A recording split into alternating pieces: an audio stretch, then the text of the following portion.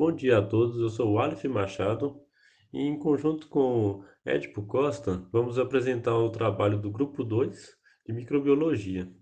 O tema é Streptococcus aureus mais Enterococcus coagulantes positivo.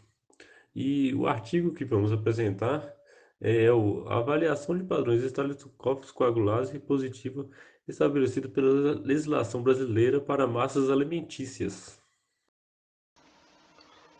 Objetivo: O objetivo desse trabalho foi discutir o padrão de Staphylococcus coagulase positiva para massas alimentícias estabelecido pela RDC número 12 de 2001 da Anvisa, baseando-se nos resultados da atividade de água, AW, potencial hidrogênico, pH, e contagem de ECP.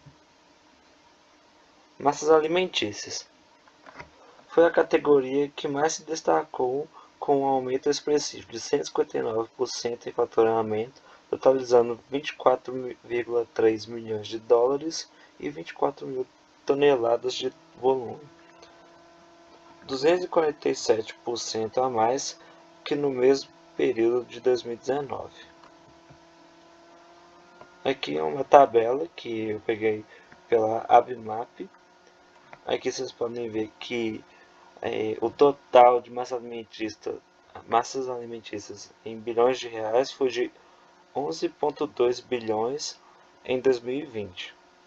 E esse total em toneladas no mesmo ano foi de 1,3 milhões de toneladas. O Brasil fortaleceu as exportações de massas granulares em 2020. Apenas para El Salvador, Chile, Venezuela e Estados Unidos, os principais destinos das exportações da categoria no último ano, as vendas somaram 15 milhões de dólares e 22,7 mil toneladas. Só para esses países. Introdução. A RDC número 263 não estabelece o padrão de identidade e qualidade das massas alimentícias, que anteriormente era regulamentado pela RDC 93. A RDC número 12 é a única referência nacional para avaliação nas condições microbiológicas de alimentos no Brasil. Os padrões microbiológicos para massas alimentícias incluem limites para bacilos cereus, coliformes, salmonella e Staphylococcus coagulase positivo, a ECP. A enumeração de ECP é reconhecida internacionalmente como um padrão microbiológico de segurança de alimentos e importante indicador nas condições higiênico-sanitárias da sua produção e conservação. A sua relação com as condições higiênico-sanitárias dos alimentos está ligada ao fato de que o principal reservatório natural de Staphylococcus aureus é o ser humano, na pele, mucosas e principalmente no trato nasofaríngeo de portadores assintomáticos. Materiais e métodos. A primeira amostragem. A RDC número 12 de 2001 da Anvisa, que neste trabalho foi usado o item 10, que é dividido em 13 alíneas diferentes. Amostras analisadas nesse trabalho pertenciam à linha B, a qual inclui massas secas, com ou sem ovos, com ou sem recheio, massas frescas, cruas e não fermentadas, com ou sem ovos, com ou sem recheio e cobertura, e similares refrigeradas. 50 amostras foram coletadas nos pontos de venda.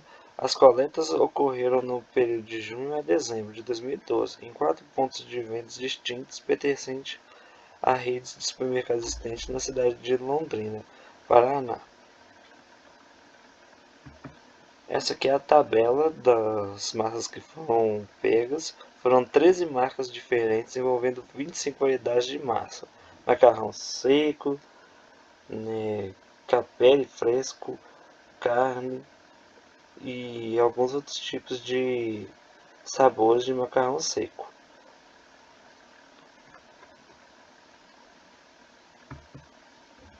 Preparo das amostras para cultivo. Alíquotas de 25 gramas cada de alimento foram pesadas asepticamente e homogeneizadas com 225 ml de água peptonada, 0,1%.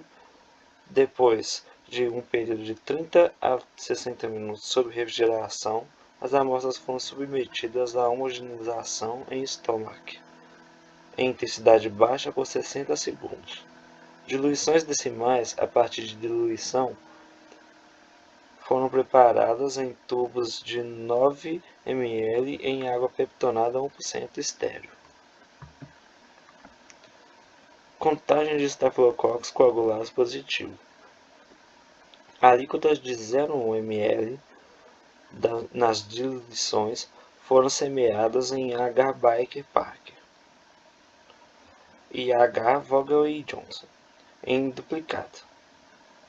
As placas foram incubadas a 35-37 graus Celsius e, após 48 horas, realizadas a nidificação e a contagem das colunas, que apresentavam as características típicas e atípicas de Staphylococcus. Em meio de cultivo H. Baker Parker, essas colônias apresentaram-se negras, lustrosas, convexas, rodeadas por ralo claro. Em meio de cultivo H. Vogel Johnson, apresentam-se negras, pequenas e com ralo amarelo. Aqui é uma imagem ilustrando o processo de H. Vogel Johnson. Passar para frente. Três colônias características obtidas em cada uma das placas de Baker Parker e Vogel Johnson, conforme descrito por Siqueira, foram semeadas em placas contendo H-manitol salgado e incubadas a 35 graus Celsius por pelo menos 24 horas. Quando o número de colônias característica foi inferior a 3, todas as colônias foram semeadas no manitol salgado. 3 colônias características obtidas em uma das placas foram semeadas em placas contendo H-xanthol, 7,5% de NaCl, e incubadas a 35 graus Celsius por pelo menos 24 horas. Quando o número de colônias características foi inferior a 3, todas as colônias foram semeadas em manitol salgado. Aqui uma imagem, essa daqui é de Baker Parker. Paralelamente, as colônias foram transferidas para um tubo com 3 a 5 ml de caldo de infusão cérebro-coração, incubado a 35 graus Celsius por 18 a 24 horas para a prova de coagulase. Depois do período de incubação, uma alíquota de 0,5 da sustentação obtida foi transferida para um tubo, ao qual foi adicionado 0,5 ml de plasma de coelho liofilizado, reconstituído de acordo com as instruções do fabricante. A leitura da prova foi realizada após 4 a 24 horas de incubação, a 35 a 37 graus Celsius. As unidades formadoras de colônias de SCP por grama de alimento foram resultantes do número de colônias fermentadoras de manitol e produtoras de coagulase, considerando-se a diluição correspondente. Determinação do pH. As amostras foram trituradas e um total de 10 gramas foi pesado em um becker. Depois da adição de 100 ml de água, o conteúdo foi agitado até que as partículas ficassem uniformemente suspensas, e o pH medido com o aparelho previamente calibrado, operado de acordo com as instruções do manual do fabricante.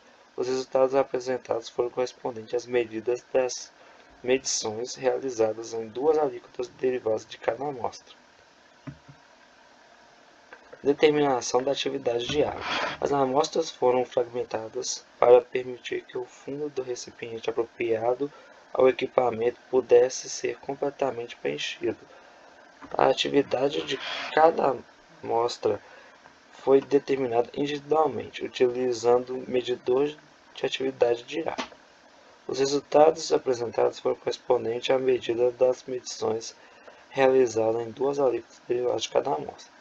As amostras foram fragmentadas para permitir que o fundo do recipiente apropriado ao equipamento pudesse ser completamente preenchido.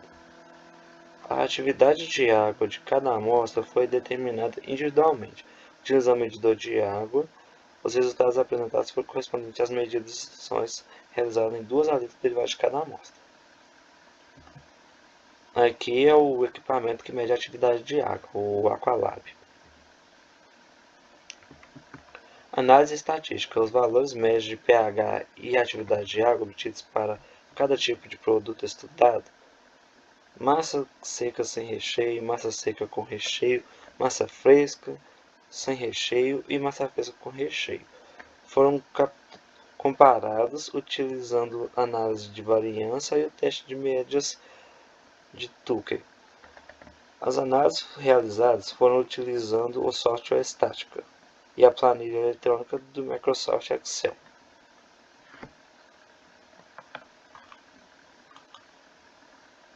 Olá pessoal, eu vou dar continuidade no trabalho e vou falar um pouco dos resultados e discussões. Os resultados das 50 amostras de massas alimentícias analisadas apresentaram contagem de Staphylococcus menor do que 10 UFC por grama, portanto abaixo do limite máximo estabelecido pela resolução RDC número 12 de 2001 da Anvisa, que é de 5 vezes 10 a 3 UFC por grama. E essa tabela 2 mostra que as massas secas, tanto com recheio e sem recheio, apresentaram atividade de água muito baixa em comparação à, à reprodução dos micro-organismos. E já a massa fresca, apesar de ter bastante atividade de água, não apresentaram contaminação suficiente. As medidas de pH das amostras estão apresentadas na tabela 3, como vocês podem ver aqui. Os valores de pH encontrados variam entre 5,69 e 6,12. As massas frescas sem recheio apresentaram média significativamente menor, 5,69, que as massas frescas, 6,02, e secas, 6,12, com recheio. Não ocorreu diferenças entre a média de pH das massas secas sem recheio, 5,79, quanto comparado com as médias obtidas entre os outros três tipos de massa. A atividade de água e pH são características intrínsecas dos alimentos que interferem no desenvolvimento microbiano. Contagens acima de 10 a 3 UFC de Staphylococcus indicam condições higiênico-sanitárias inadequadas no processamento. Normalmente, contagens acima de 10 a 5 UFC de Staphylococcus enterotoxigênicos por grama de alimentos são necessariamente para haver produção de enterotoxinas em quantidade suficiente para causar intoxicação alimentar. O pH das massas alimentícias estudadas no presente trabalho variou de 5,69 a 6,12. Embora o Staphylococcus possa multiplicar em pH igual ou superior a 4,2, outras características intrínsecas relevantes, como a atividade de água, devem ser consideradas. Valores de atividade de água abaixo de 0,86 são limitantes ao desenvolvimento de Staphylococcus. A necessidade de se investigar a ocorrência de Staphylococcus nesses produtos torna-se questionável, já que nessas condições a multiplicação de Staphylococcus fica comprometida e a produção de toxinas estafilocócicas pouco provável. Por outro lado, a média de atividade de água para massas frescas com ou sem recheio foi de 0,96. A legislação brasileira, portanto, deveria utilizar a, a umidade ou atividade de água como parâmetro para determinar em quais tipos de massas o padrão de Staphylococcus deveria ser pesquisado, ou seja, aplicável apenas para massas alimentícias cruas que apresentam condições favoráveis para a multiplicação desse organismo. Autores que avaliaram massas físicas recheadas ou não comercializadas no Brasil encontraram diferentes níveis de contaminação de Staphylococcus, em um total de 40 amostras.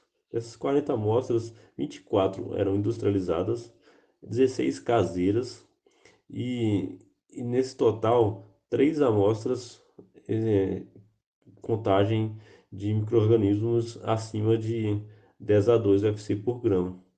Por outro lado, em um estado realizado com massas físicas produzidas e comercializadas em Londrina, Paraná, todas as amostras analisadas estavam contaminadas com Streptococcus, algumas com contagens superiores a 5 vezes 10 a 3 UFC por grama. Mas as coisas estão melhorando e a indústria de massas brasileiras nos últimos anos investiu em tecnologias e equipamentos de última geração e capacitação de profissionais, resultando em um parque industrial entre os mais modernos do mundo. É muito importante ressaltar que a ausência de células viáveis de Streptococcus no momento da análise do produto final não assegura que o produto esteja livre de enterotoxinas estreptocóccicas, devido à sua termoestabilidade.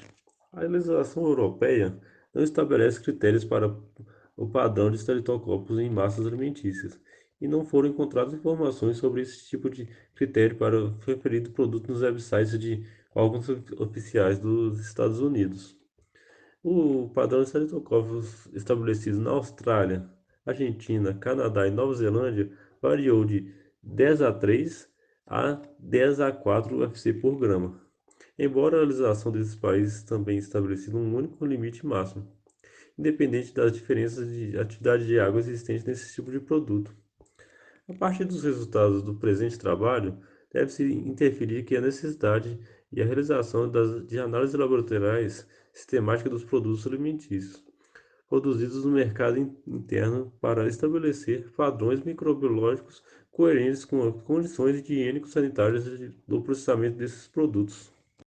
Conclusões: a média de atividade de água das massas secas com e sem recheio variou de 0,7 a 0,61, respectivamente, o que impossibilita a multiplicação de estreptococcus e a produção de toxina estafilocócica. Como a média de atividade de água dessas massas frescas foi de 0,96, esse parâmetro intrínseco poderia ser utilizado para determinar em quais tipos de massas o padrão de Streptococcus deveria ser pesquisado, ou seja, em massas alimentícias cruas que apresentassem condições favoráveis à multiplicação de Salmonella aureus e enterotoxigênicos, com atividade de água acima de 0,86.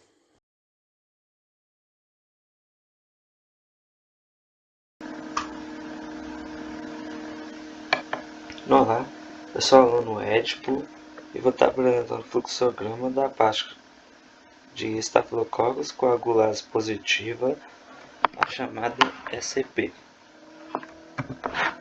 A intoxicação estafilocócica ocorre devido à ingestão de alimentos contaminados com enterotoxinas termoestáveis produzidas principalmente por S. aureus. A produção das enterotoxinas é influenciada por vários fatores intrínsecos do alimento, tais como o tamanho do inóculo inicial, competição da microbiota, pH, concentração de cloreto de sódio e atividade de água, assim como pela temperatura de armazenamento. Os sintomas da intoxicação alimentar por Staphylococcus normalmente começam subitamente, com início de náusea e vômito graves, entre 2 e 8 horas após o alimento contaminado ser ingerido. Outros sintomas podem incluir cólicas abdominais, diarreia e, às vezes, dor de cabeça e febre. A perda significativa de líquidos e eletrólitos pode causar fraqueza e pressão arterial extremamente baixa. Normalmente os sintomas duram menos de 12 horas e a recuperação é completa. Preparar cuidadosamente os alimentos pode prevenir intoxicações alimentares por estafilococos. Qualquer pessoa que tenha uma infecção de pele não deve preparar comida para as outras até a cura da infecção. Os alimentos devem ser consumidos imediatamente ou ser refrigerados, não mantidos à temperatura ambiente. A toxina é produzida quando a quantidade de células está entre 10 a 5 e 10 a 6 unidades de formação de colônias por grama, ou ml do alimento. Estas toxinas são proteínas de baixo peso molecular. Hoje são conhecidas 11 tipos de heterotoxinas, as quais podem ser diferenciadas por meio de sorologia. As enterotoxinas são altamente termoestáveis e resistentes à cocção ou a enzimas proteolíticas. Uma dose de toxina menor do que 1 micrograma por quilo em alimentos contaminados produzirá sintomas de toxinose por estafilococos. Esta quantidade de toxina é produzida quando a quantidade de células está acima de 10 a 5 por grama de alimento. Tanto espécies coagulase positiva quanto coagulase negativa são causadoras da toxinose estafilocócica. Já foi relatado surto causado por Staphylococcus epidermidis, uma espécie coagulase negativa. A produção de coagulase é muitas vezes associada à capacidade de produção de toxinas por espécie de Staphylococcus, sendo desta forma um indicador indireto potencial patógeno do micro-organismo, justificando assim seu isolamento. Alimentos normalmente associados à toxinose estafilocócica são leite, carnes, saladas e principalmente produtos bastante manipulados. A pesquisa de Staphylococcus coagulase positiva em alimentos é feita através de sua detecção e enumeração em meios seletivos e diferenciais, e sua posterior caracterização pelos testes de coagulase termonuclease, coloração de Gram e teste de catálise. Aqui apresentando os testes, o teste de coagulase. Verifica-se o micro-organismo possui a coagulase, ou fator aglutinante, ligada na superfície da parede celular, que reagindo com o fibrogênio do plasma causa a coagulação do mesmo. O procedimento é colocar 2 gotas de salina em uma lâmina, emulsionar a colônia, isolar a testada, colocar uma gota de plasma e misturar. Não se recomenda realizar o teste a partir de agar em concentração de sal, por exemplo, com água adicional, formação de grumos em 10 segundos. A interpretação do teste, a formação de coágulo ou grumos identifica Staphylococcus aureus. Se não há formação de grumos, identifica Staphylococcus coagulase negativo. O teste de termonuclease. O teste de termonuclease é tão específico quanto o de coagulase, mas é menos subjetivo, pois envolve a mudança de cor azul para rosa do meio de cultura, não sendo dessa forma um substituto do teste de coagulase, mas um teste confirmativo quando coágulos do tipo mais 2 estão presentes. O teste de aglutinação em látex pode ser usado em substituição ao teste de coagulase se resultados mais rápidos são desejados. Neste teste, a diferenciação de Staphylococcus aureus, que possui o clumping factor, a proteína A e o polissacarídeo capsular encontrado nas cepas meticilinas resistentes, daqueles que não possuem essas propriedades, os ríucos e os intermédios também possuem essas propriedades. O reativo do lase é tão sensível quanto quaisquer das 3 características estão presentes.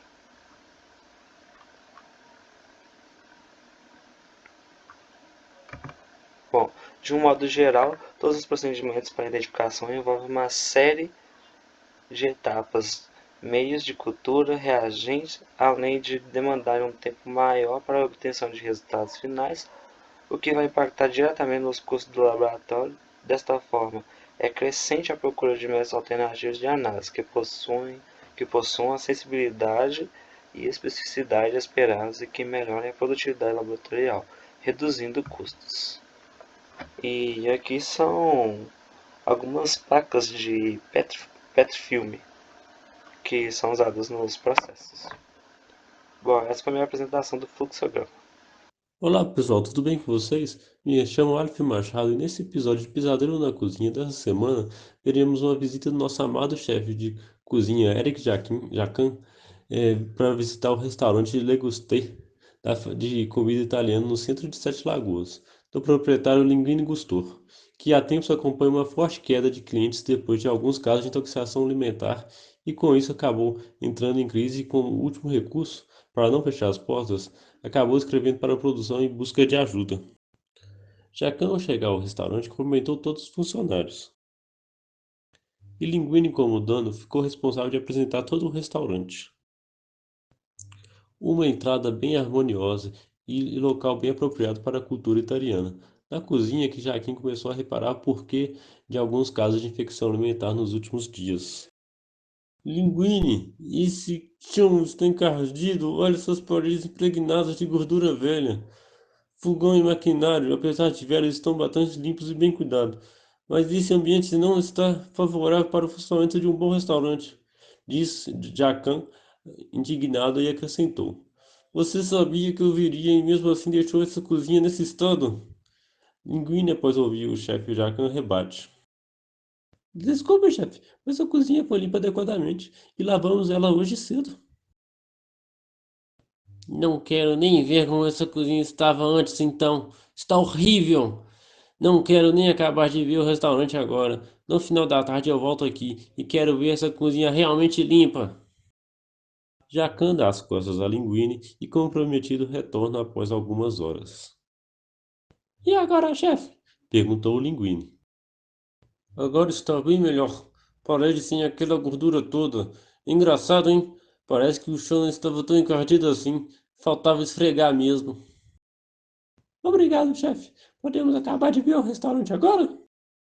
Claro, agora realmente podemos andar em um lugar limpo, mas pelo menos por enquanto, né? Cadê seu armazém? Quero ver. E assim os dois foram ao armazém, e chegando lá, Jacan não acredita no que vir. O que é isso? Coxas espalhadas por todo lado. O que tem nessas caixas? Massa fresca, chefe, diz Linguini assustado. Não acredito! Lixo para todo lado! Deem uma segunda chance para resolver isso e vocês arrumam só a cozinha! É que não conseguimos arrumar tudo no tempo, chefe. E culpa do Severino, que deixou isso tudo uma bagunça. Quem é Severino? Não venha colocar a culpa de outras pessoas. Se tá desse jeito, a culpa é sua, que é o dono e deixou ficar nesse nível. Lamentável. E o que tem nesse freezer aqui? É melhor nem ver, chefe. Abre! Linguini, contrariado, abriu o freezer que estava com mais massa fresca e Jacan reparou que esse freezer estava com uma temperatura elevada. Então perguntou: O freezer está com algum problema? E pela surpresa do chefe, Linguini comenta: É que desligamos o freezer à noite para economizar energia para não ficarmos no vermelho. Vocês o quê? Desligamos o freezer à noite. Não acredito! Olha essa massa! Vocês por um acaso sabem o que são bactérias patogênicas? Você é uma vergonha para a profissão, Linguini! Fecha isso agora! Mas, chefe! Jacan, com muita raiva, interrompe Linguini. Desliga o freezer à noite! Fecha, fecha! Isso aqui é para matar a gente! Jacan, muito irritado, ficou falando que Linguini era a vergonha para a profissão e tirou todos os clientes do restaurante e fechou o local. Mais calmo, no outro dia, Jacan retorna a Legusté para ter uma conversa séria com Linguini que estava bem abalado. Jacan, primeiramente, pediu desculpas pela forma explosiva de suas atitudes e explica de forma reduzida para Linguini os riscos e por que algumas pessoas apresentaram sintomas de intoxicação alimentar em seu restaurante. Como vi lá. E depois fiquei sabendo que as caixas estavam lá desde cedo. Isso não pode de forma alguma. Bactérias como o Staphylococcus são patogênicas em temperaturas ambientes e alta atividade de água, presentes em massa fresca, apresentam uma elevada multiplicação e liberação de toxina, mesmo após o preparo de altas temperaturas, ainda possui chances de contaminação alimentar. Mais uma vez peço desculpas por isso, chefe. Achei que o próprio preparo, esses bichinhos já morriam. Realmente essas bactérias morrem, mas as toxinas ainda estão lá. Se realmente não quiser fechar as portas, você tem que começar do zero e aprender melhor sobre intoxicação alimentar e bons hábitos de higiene. Assim, Linguini, disposto a mudar, estudou a respeito do assunto e Jacan treinou os funcionários, resolveu todos os problemas do restaurante com uma reforma completa e de acordo com todos os padrões sanitários, com um bom funcionamento e baixos riscos de contaminação.